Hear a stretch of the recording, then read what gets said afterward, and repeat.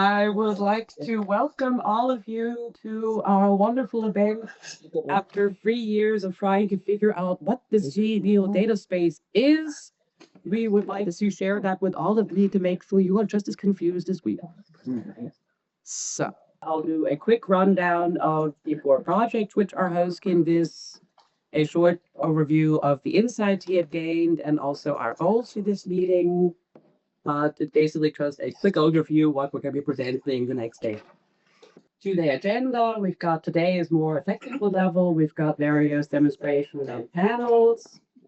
So we also the live demos, and important is also we will have a nice event where we can then discuss and digest all this piece stuff. And tomorrow is going to be more at the strategic policy level. That's where we're presenting our policy brief and trying to better understand how the data space technologies can really serve a Green Deal data space as we all know that we need it. So that is the big picture. Details, there are agendas on around if you want to see a cactus to know something is, but I think that's what all of it would be interesting. Now going into the projects. Please do not film me for crashing your project. I did my best. The first one is 80 for 3D, doing fair building blocks across the Green Deal data space. We're doing cool stuff for sensor scenes, API, semantic enrichment pipelines, and then all sorts of machine learning Voodoo processing in the background. And they got 3 use cases, which we'll be testing this on. And as the only of us 4 projects, they have actually done the equal work of trying to figure out what is this data space technology. The rest of us focused on what are our requirements, what do we know would fit for this. They did that ugly work of figuring out what does the rest of the world think a data space is, and then we can see where we can meet in the middle.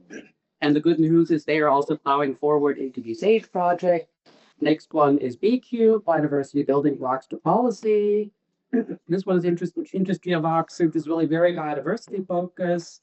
They've been doing a lot of work on the occurrence tubes. How can we pack all of our point data into grids for wide scale analysis? So they're really trying to integrate from in situ observations up to grids and then merge that with also to other EO data.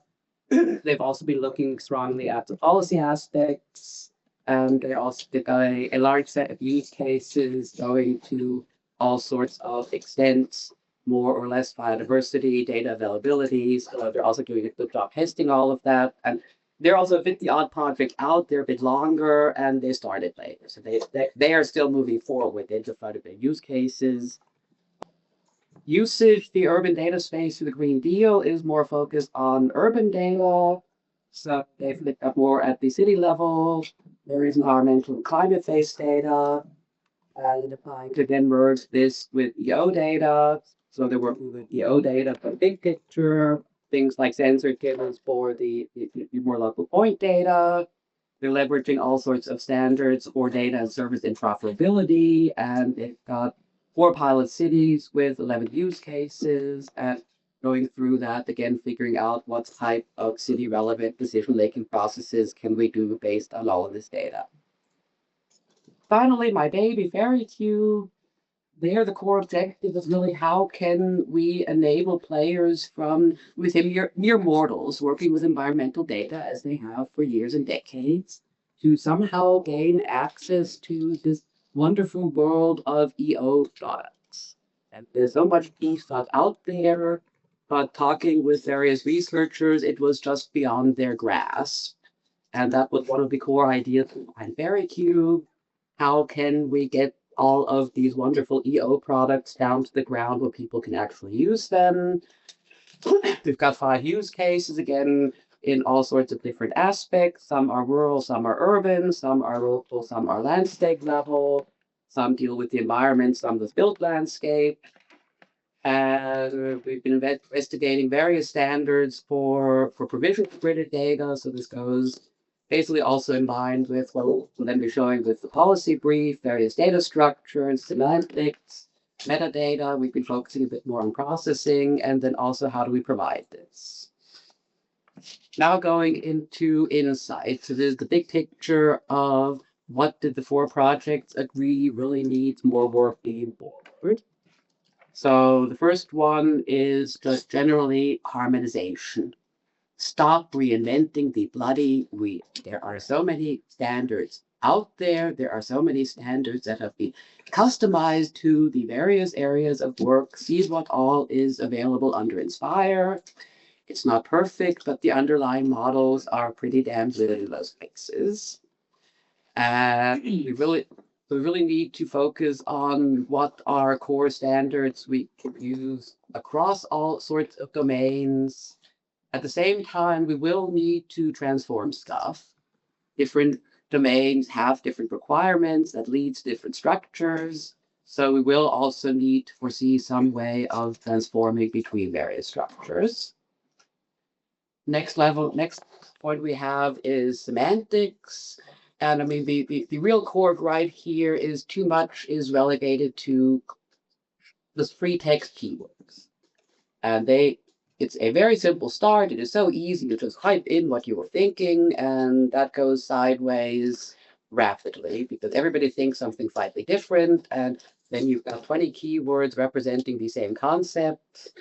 And it'd be much more understandable if various concepts described in the data were not provided as text, but really referencing existing vocabulary, semantic resources, ontologies, nailing down what does this concept really mean, what are we trying to describe. And as part of this, we also really need to work more on well-controlled vocabularies. As further disease, we've been noticing that every project needs ontologies. Every project invents their own, and after 3 years, they have developed a bit, and then after 3 years, their project is over, and then it quietly dies, and the next project comes, and somebody restarts this. We've got all of these little spot ontologies, which are not being maintained, are not cross-mapped. We really need to work as a community moving this forward and getting for semantic resources to reference. And that's why we also need some sort of governance on this. Trying to solve this by a sequence of 3-year projects is not really working. Metadata. Okay, and the first point is recognize and resource the effort behind. Metadata is too often an afterthought. Yes, we know we have to do metadata, but we tend to wait until the bitter end, and then somebody does a mad scramble at the end of the project to describe this, and it doesn't work. So really foresee this, plan the effort, and do it from the get-go and not later. One issue we're running into, we'll see that with the various projects we have here, is again, metadata. There are so many different systems for metadata. We've got 4 projects and only 3 systems for metadata. So here we will also have to figure out some way of merging or transforming between these different standards.